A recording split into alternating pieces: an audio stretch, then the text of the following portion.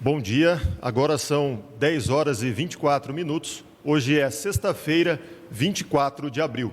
Iniciamos mais uma transmissão ao vivo da Prefeitura de Rio Preto, pelas redes sociais da Prefeitura, pela TV Câmara e também pela Rádio Educativa FM. Essa é uma ação conjunta da Secretaria de Saúde e da Secretaria de Comunicação. Tem como objetivo atualizar a população de Rio Preto sobre o combate à pandemia de coronavírus. Quem vai nos atualizar sobre esses dados agora é o secretário de Saúde de Rio Preto, Aldênis Borim. Bom dia a todos. Hoje, antes de iniciar a apresentação dos dados referentes à cidade de São José do Rio Preto, da pandemia do Covid-19, eu gostaria de agradecer em especial aos trabalhadores da Secretaria de Saúde. Esses trabalhadores têm incansavelmente trabalhado em prol da população. Não somente aqueles que estão na ponta se expondo, que ficam,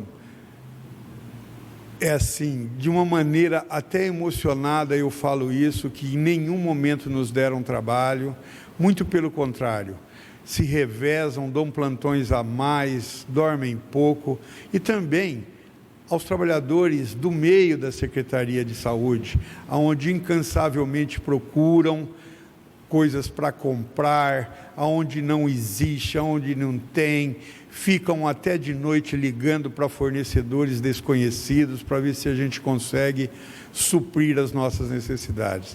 A vocês, muito obrigado. Muito obrigado em meu nome, em nome do comitê, em nome da população de Rio Preto. Primeiro, por favor. Bom, então vamos iniciar a atualização do Covid, que nós temos, eu gostaria de começar sobre a campanha de vacinação da influenza. Nós atingimos as nossas duas principais metas, que foi nessa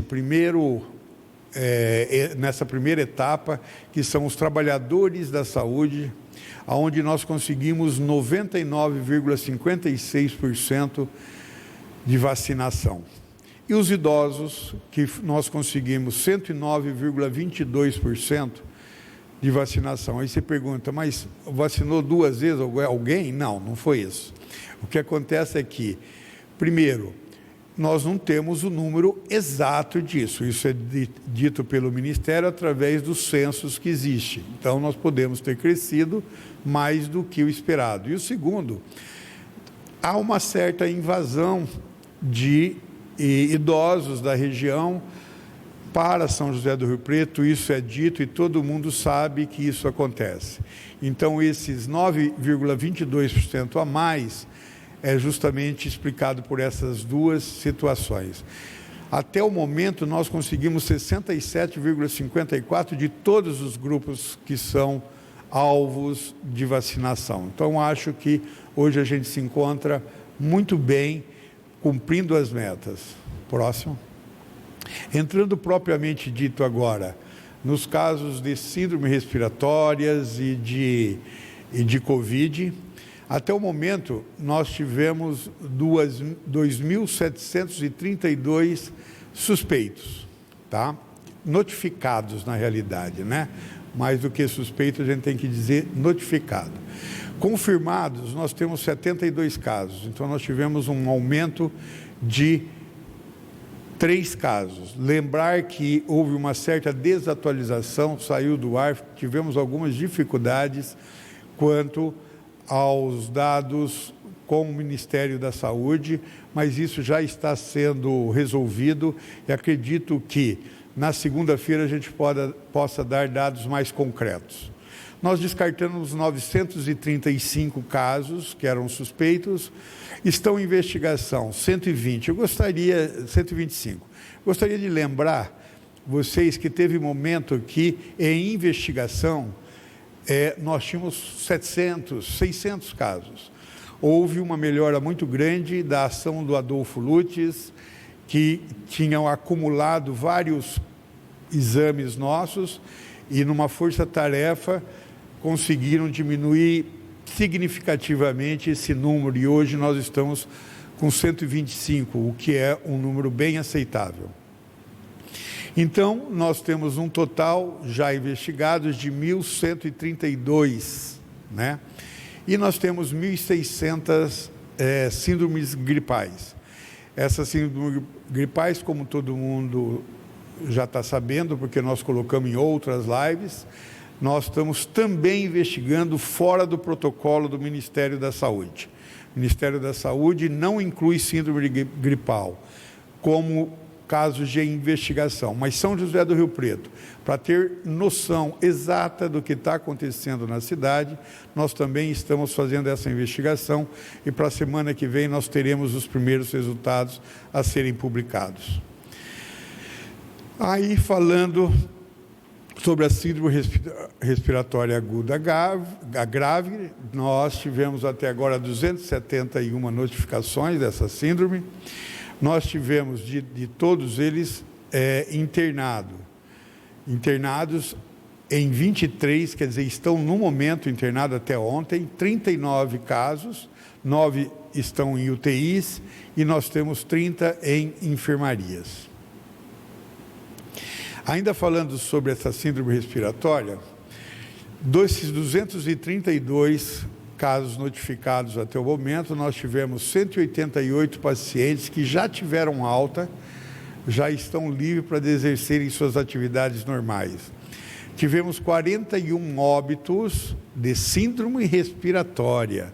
Não confundir esse dado com Covid, tá?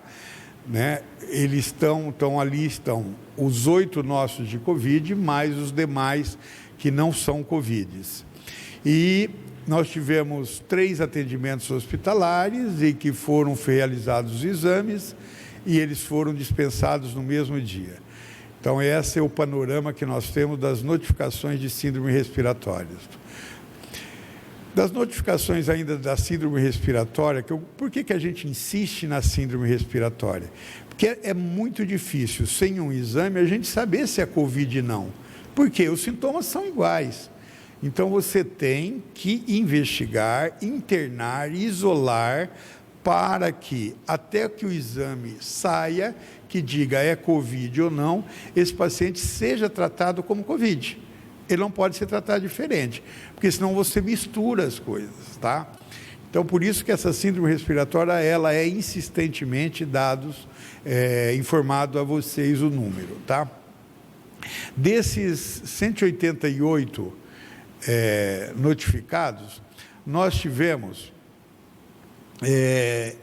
em UTI ou em internações simples hospitalares, nós tivemos pacientes que ficaram até 8 dias no hospital, seja em UTI ou não, 82,35%. De 9 a 15 dias, nós tivemos 11,23% dos pacientes, de 16 a 21 dias, 2,61%, e de 21 a 36 dias, 3,4%. O que é importante vocês verem aí? Normalmente, as doenças respiratórias mais simples, rapidamente, eles ficam internados 1, 2 dias na UTI, se recuperam, voltam a respirar normalmente e vão para casa e vão para um leito simples.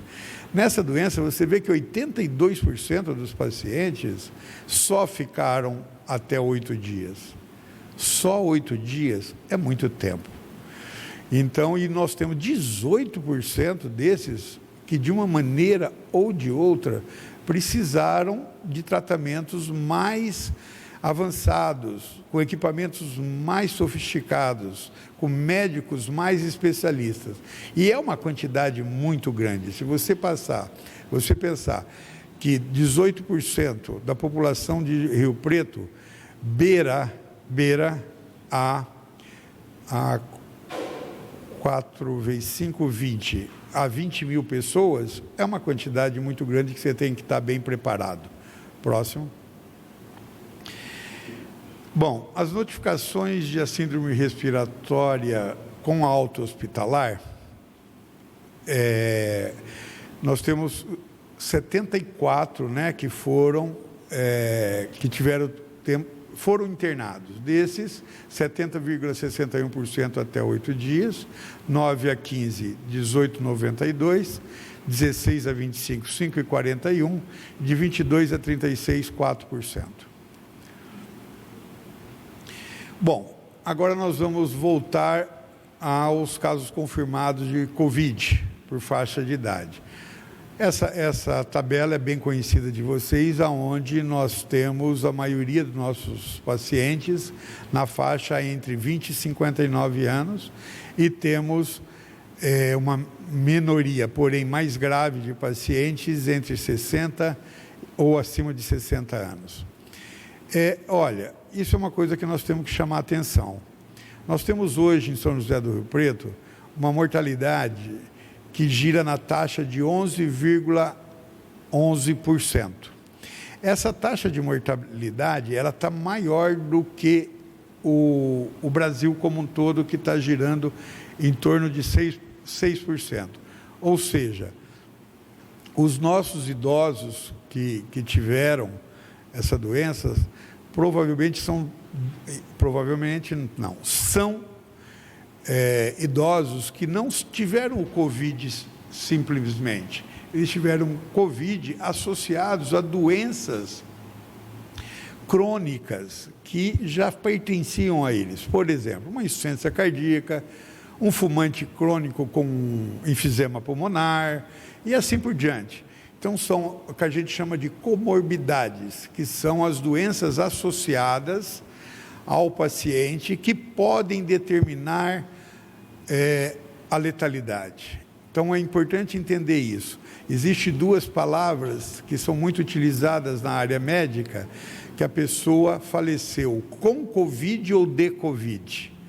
Com Covid é aquela que foi positivo, tinha muita comorbidade, não chegou a ter uma insuficiência respiratória grave e importante, que levasse aquele pulmão a não fazer trocas gasosas e, de maneira geral, levar a uma letalidade devido à Covid, e aquele paciente que teve Covid se debilitou, tem uma imunidade baixa e veio a óbito em função da doença primária que ele tem. Então, esse último a gente chama que esse paciente morreu com Covid, não de Covid, mas estatisticamente é a mesma coisa. Próximo, porque se ele não tivesse Covid, ele não teria descompensação. Agora nós vamos, então, às perguntas enviadas pela imprensa. Vou passar agora para o secretário. A primeira pergunta é do Vitor Brieger, ele é da TV Record, e ele quer saber se a Prefeitura de Rio Preto tem alguma proposta de reabertura dos shoppings, mesmo que gradual, se existe tratativa nesse sentido ou uma data definida. Olha, na realidade, o fechamento dos shoppings não é uma determinação específica de São José do Rio Preto. Ela obedece um decreto estadual e esse decreto estadual tem que ser obedecido pelas prefeituras.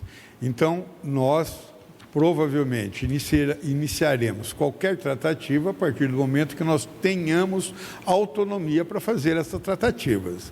São José do Rio Preto, até neste momento, não tem nenhuma autorização para fazer tratativas individuais. O jornalista Venâncio de Mello, do Jornal de Hoje, afirma que está impressionado como as pessoas insistem em desrespeitar as orientações de saúde e que algumas dizem até não acreditar na existência do vírus, menosprezando um problema aí tão grave à saúde. Ele quer saber como é que o comitê gestor tem lidado com isso e se atitudes como essa, principalmente as fake news, se elas atrapalham no combate à pandemia. Atrapalham muito, tanto as fake news como a desobediência à orientação do distanciamento social. Eu acho que nós acreditamos no comitê que a conscientização da população seja o ponto fundamental para que a pandemia seja controlada. As pessoas que não respeitam essa pandemia, se ela for uma loja, se ela tiver algum comércio, ela sofre sanções que estão previstas nos decretos. Já o indivíduo, como pessoa, nós não temos nenhuma ação específica contra ele, nem queremos ter. Eu acho que, apesar de ele atrapalhar, ele está pondo vidas de outras pessoas em risco, a dele, dos familiares, mas é uma opção pessoal dele, que eu acho que nós chegaríamos a ter uma atitude mais repressiva se nós estivéssemos em outra situação. Eu não vejo no momento essa necessidade. Porque são pontuais, desculpe. Porque são pontuais. Quando diz que tem muita gente que não respeita, se você pegar a população como um todo, isso é muito pontual, né? Então, nós não achamos que seja uma desobediência muito grande nesse sentido. Bom, e a partir de segunda-feira, nós teremos a obrigatoriedade do uso da máscara no transporte coletivo urbano. Qual a importância de uma medida como essa? Bom, a máscara, ela eu diria que é a principal barreira contra a transmissão da doença respiratória. Por quê?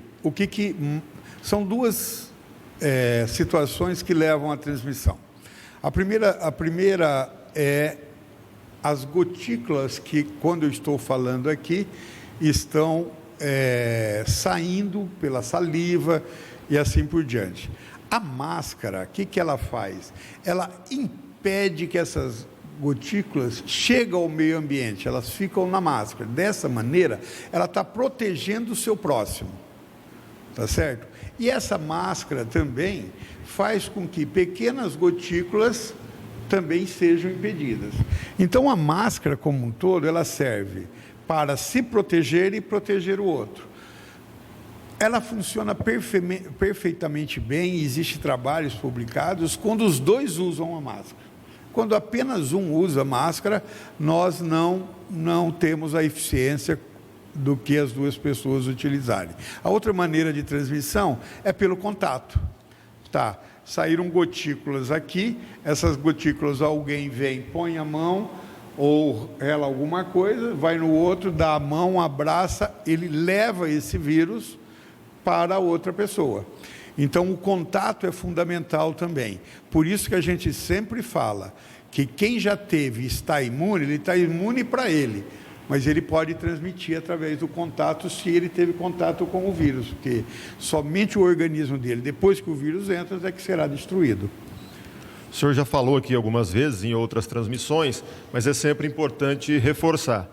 A máscara é fundamental, mas é importante também fazer o uso correto e a higienização correta, não é isso? Exatamente.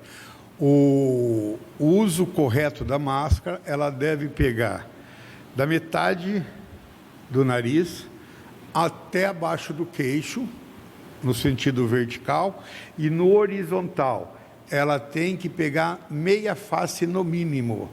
No mínimo. Ela tem que ser colocada de maneira que não fique ar entrando entre o nariz ou nas laterais.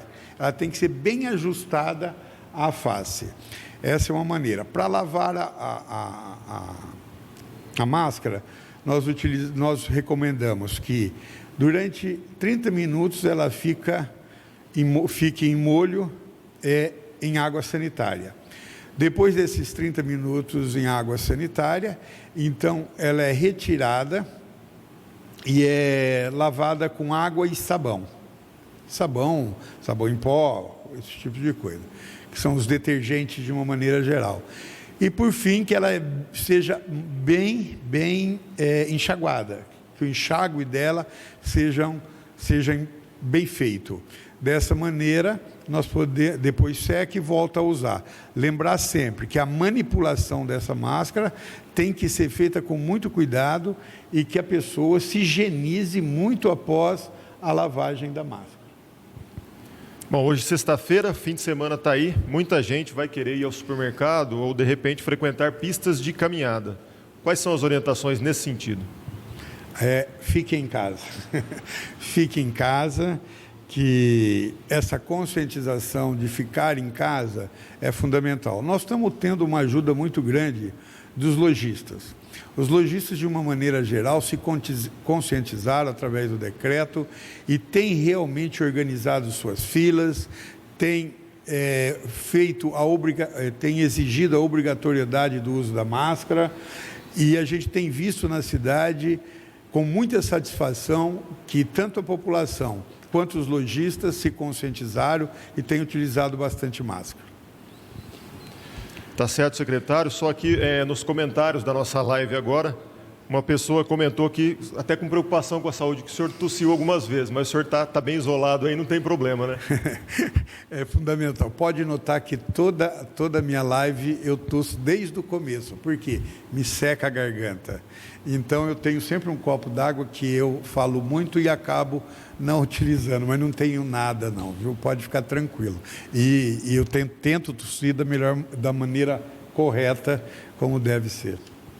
Tá joia, tudo bem com a saúde do secretário, então? Minha saúde está perfeita, graças a Deus. Tá joia, obrigado, secretário, pelas informações. E assim nós concluímos mais uma transmissão ao vivo, lembrando que o vídeo com essa gravação ficará disponível no canal do YouTube e também na página especial criada dentro do portal da Prefeitura para atualizar a população sobre o combate à pandemia do coronavírus. Um ótimo dia a todos.